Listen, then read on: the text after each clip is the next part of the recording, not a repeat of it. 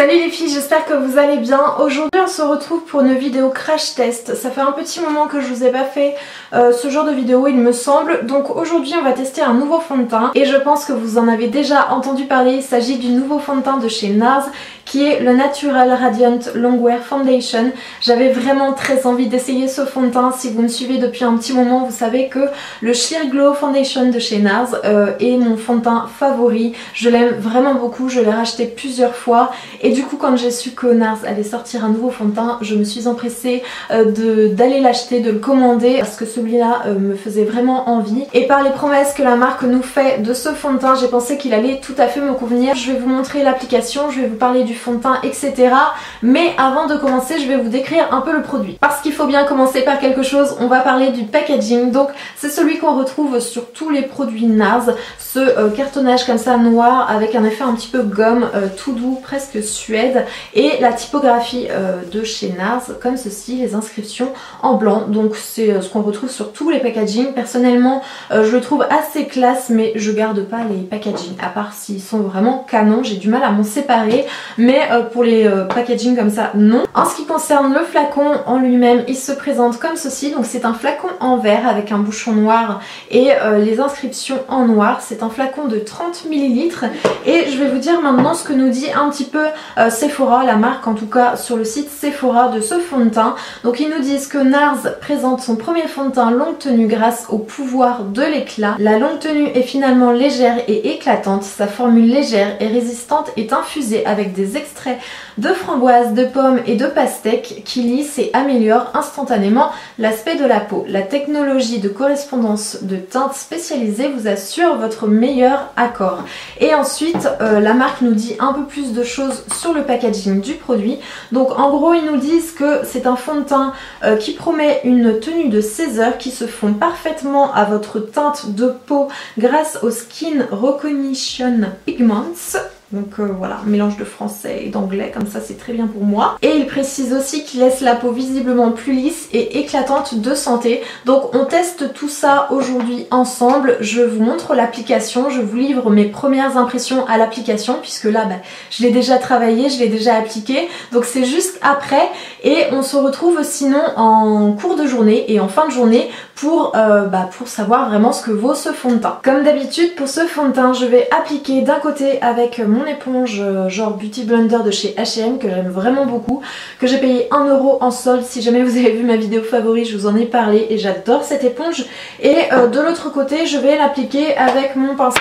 Ouh là là, tout se casse la gueule. Je disais donc avant que quelque chose ne m'échappe encore des mains que j'allais appliquer de ce côté là mon fond de teint avec le pinceau Expert Face Brush de chez Real Techniques. Alors qui est sale parce que nous sommes dimanche et que si vous me suivez sur les réseaux sociaux, vous savez que le dimanche c'est le jour nettoyage de pinceau. Donc forcément aujourd'hui il est sale, mais je ne l'ai utilisé que hier. Donc je vous rassure, j'utilise pas mes pinceaux pendant 15 jours non plus. Je vais venir appliquer une dose de fond de teint sur le dos de ma main et puis je vais venir prélever avec mon pinceau et mon Beauty Blender comme je fais habituellement. Par contre la marque nous dit de bien agiter le flacon, d'en appliquer une petite quantité en commençant par le centre du visage et en étalant ensuite vers l'extérieur. Je vais bien secouer la chose en essayant de ne pas me péter mon épaule qui est déjà bien cassée, n'est-ce pas? Mais une dose, même 2 doses je pense, vu le peu de quantité qu'il y a par dose, je pense qu'il en faudra beaucoup plus que ça. Ce que je vais faire c'est que je vais commencer par le côté avec le pinceau.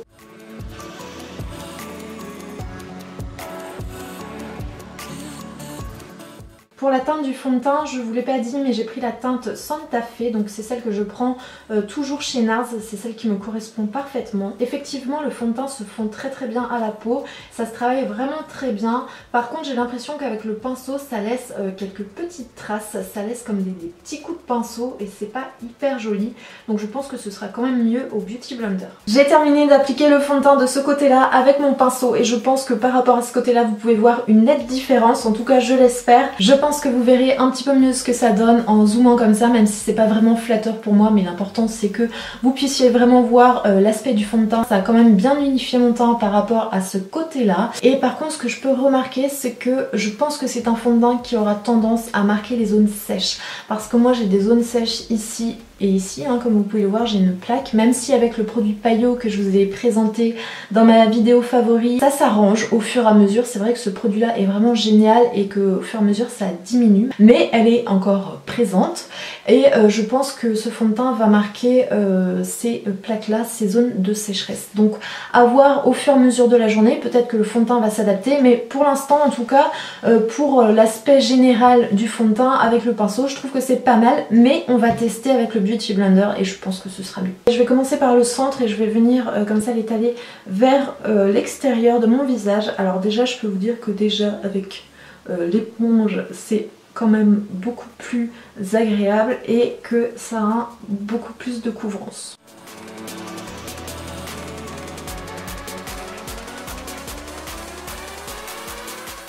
J'ai terminé d'appliquer le fond de teint sur l'ensemble de mon visage et c'est sans surprise, je préfère largement l'application au Beauty Blender. Je trouve que la matière s'étale, s'applique et se fond beaucoup plus facilement à la peau qu'avec le pinceau.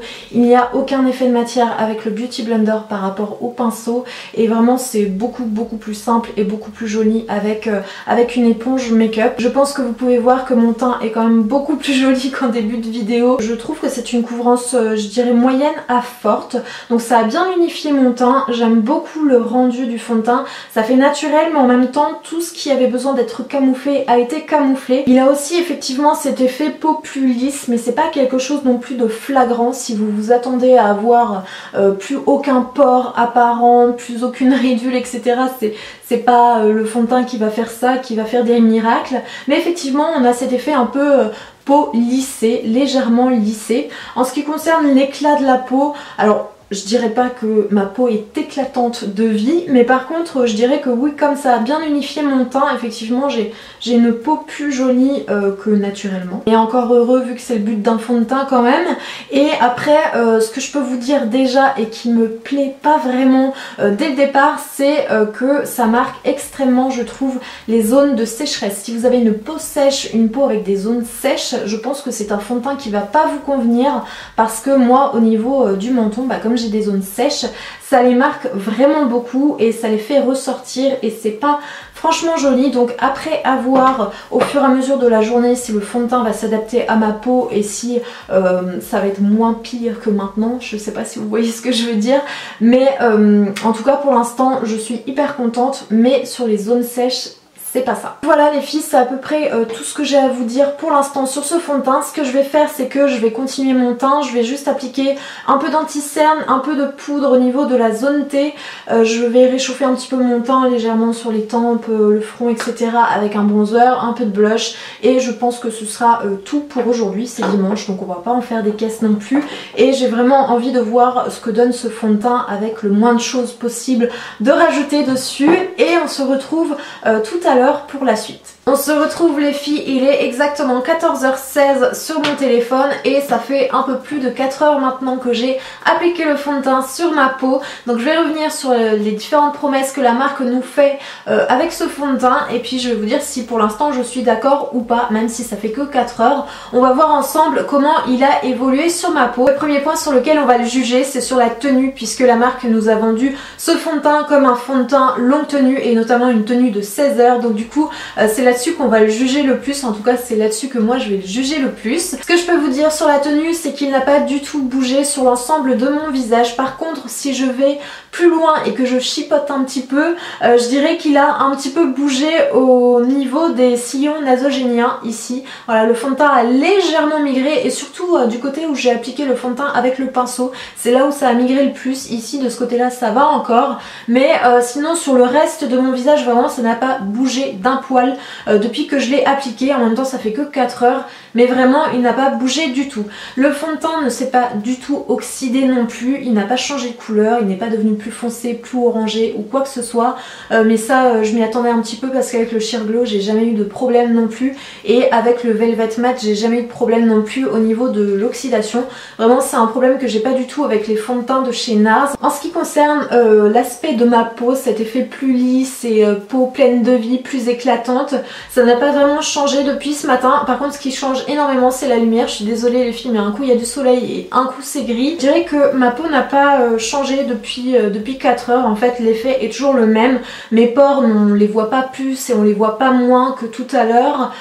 Au niveau des zones de sécheresse ici aussi c'est pareil, on les voit pas plus et on les voit pas moins. Et pour l'instant au niveau de la brillance, je dirais que c'est plutôt pas mal parce que effectivement on voit que le fond de teint il a un peu vécu sur moi, que je viens pas juste de l'appliquer, mais en même temps je ne brille pas, je n'ai aucune brillance pour l'instant, donc je suis plutôt contente de ce côté là. Je trouve que vraiment il tient très très bien sur ma peau. Il est maintenant 19 h les filles et je pense que vous pourrez le remarquer, mais mon maquillage est un peu défraîchi, donc je reviens pour vous donner mon avis final sur le fond de teint. Pour commencer, au niveau de la tenue, alors je l'ai pas testé pendant 16 heures, donc je ne peux pas vous dire s'il a une tenue de 16 heures. En tout cas là ça fait 9 heures que je l'ai sur le visage et je trouve que il tient plutôt bien, et effectivement il n'a pas bougé sur mon visage, à part au niveau des sillons nasogéniens ici, des petites ridules d'expression que je peux avoir. Là il est un petit peu migré, mais c'est pas non plus affolant, donc je dirais que effectivement il a une très très bonne tenue. Au niveau du fond de teint en lui-même, de la teinte, il ne s'est pas du tout oxydé, il n'a pas changé de couleur, il est vraiment resté tel que je l'ai appliqué ce matin. Au niveau de la brillance, alors j'ai commencé à briller vers 16 h, donc ça faisait 6 h, 6h30 que j'avais le fond de teint sur le visage, et j'ai commencé à ce moment-là à briller ici un petit peu au niveau des ailes du nez, donc c'est encore le cas actuellement, mais par contre au niveau du front, alors on voit que c'est plus mat du tout, mais je n'ai pas de brillance non plus, ça n'a pas un aspect gras non plus. Au niveau des ailes du nez pareil, ça brille un petit peu, mais c'est pas non plus un effet, voilà, j'ai trop de sébum sur le visage, donc ça reste tout à fait correct. Ensuite au niveau des zones de sécheresse, par contre c'est resté comme ce matin et comme cet après-midi. Ma zone de sécheresse ici, ma plaque de sécheresse est vraiment très marquée, donc c'est pas hyper joli. Après pour cet effet peau plus lisse, peau éclatante de santé, alors oui effectivement ça fait un joli teint, par contre j'irai pas jusqu'à dire que ça fait une peau éclatante de santé et presque parfaite. Par contre effectivement ça lisse bien quand même, ça unifie très très bien le teint et ça fait un effet un petit peu flouteur, mais c'est pas non plus le fond de teint qui va lisser votre peau et photoshopper votre visage.